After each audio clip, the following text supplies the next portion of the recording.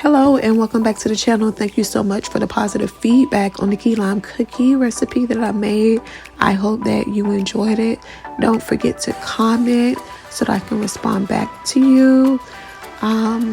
Yeah. All right. So I went ahead and I decided that today, we're normally cooking with patience, but I think baking goes very well on the channel. So we're baking with patience. I decided, hey, I want to go ahead with this request to make macaroons, and that's what I did. So I went to the Preppy Kitchen website and I looked at their recipe.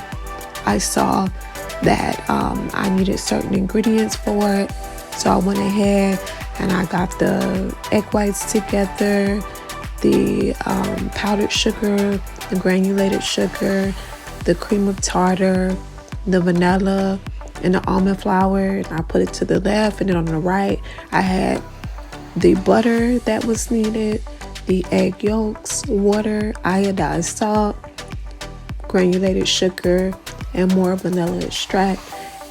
Then I went ahead and I decided to sift the powdered sugar and the almond flour together. I only did it once. Then I looked up and realized that I needed a tip and a piping bag. So I went ahead, I got that tip, which was an 8, and my reusable piping bag that I love so much. So I'll show you the brand of it. So now we start the process. The recipe wasn't really detailed, so I ended up putting the whisk on too. And I sat there and I waited, for the egg whites to kind of like start to foam so I can put in the cream of tartar and then add the sugar. And for whatever reason, it didn't look right to me.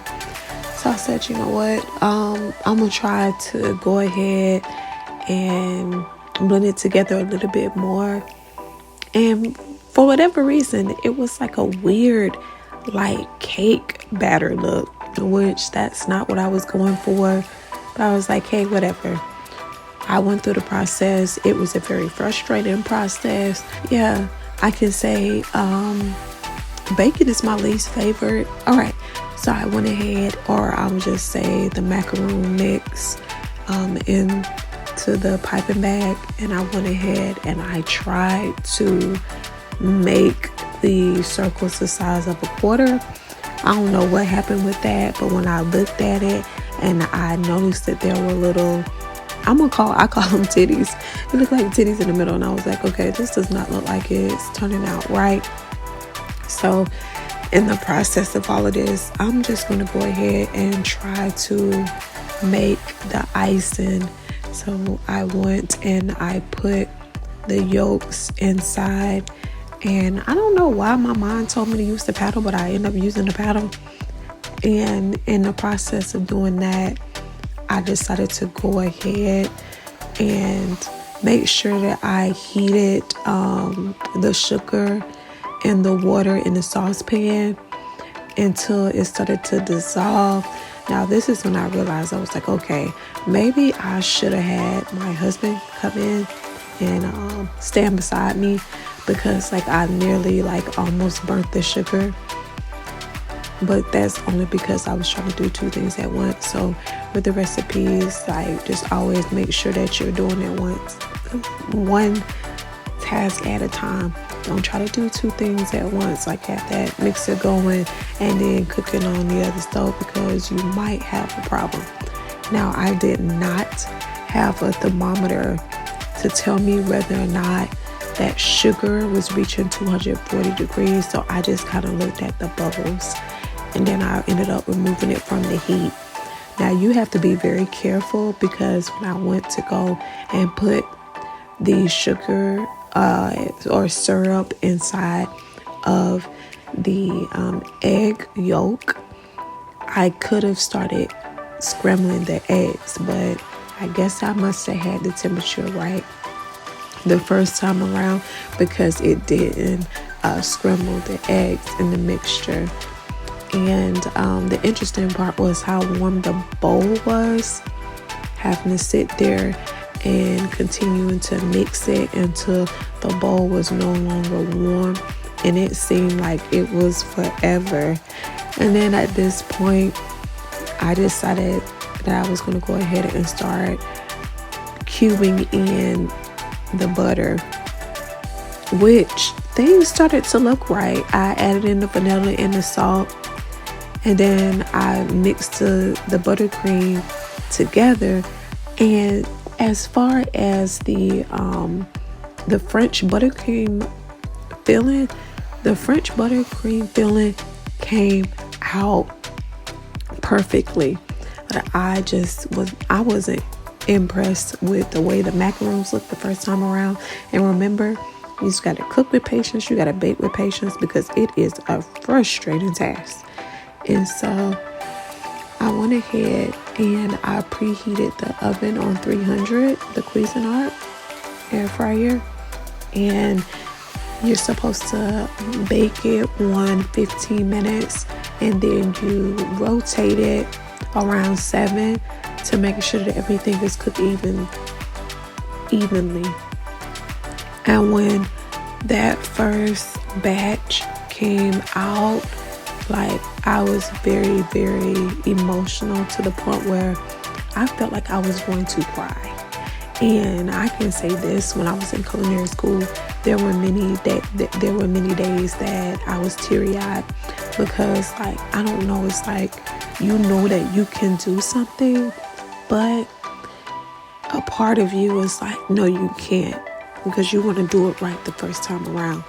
And so that's another reason why this channel exists, so that you know, hey, there are chefs that are not great at making macaroons. I even asked my husband, because he's a chef too, and he was like, I've never made those macaroons a day in my life, but I've made everything else. He was like, you know, when it comes to culinary arts, you just have to figure out what works for you. And either you're going to cook or you're going to bake. But a lot of times people are not great at both. So that was a little bit of encouragement. And I sit there, I was very, very, very emotional, because I wanted to be able to just go ahead and put the pictures out there. And I'm just going to be transparent with you, and I'm going to show you the disaster the first time around.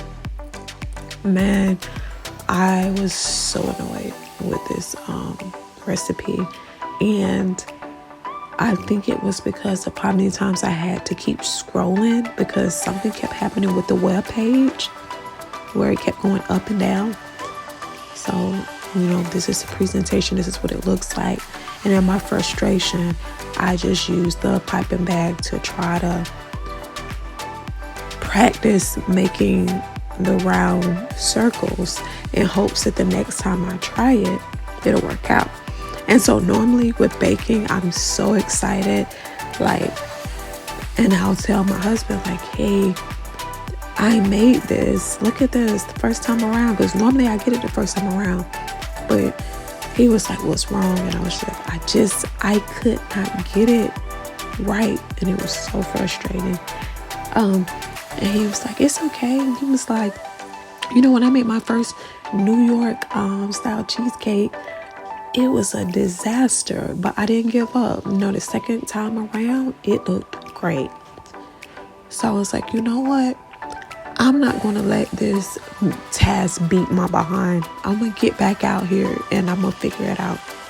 And so I went, like, because I wanted to give the recipe a 1 star because of everything that happened. But then I was like, you know what? I have to give it another go. So I went to go, and on YouTube, the first recommended video, I was like, wow, okay, here's another chef, and he's making this process so easy for me. And then I went and I looked, and it was the same dang on recipe that I was already using. Now, what happened? That I just did not mix it properly. That was the issue. So, you know, I went back and I was like, I'm not going to give up. And I found my scale, And I just decided I'm not messing up this time, because I wasted so much of, well, the majority of the almond flour went to waste. So I measured everything out. I was able to get the 100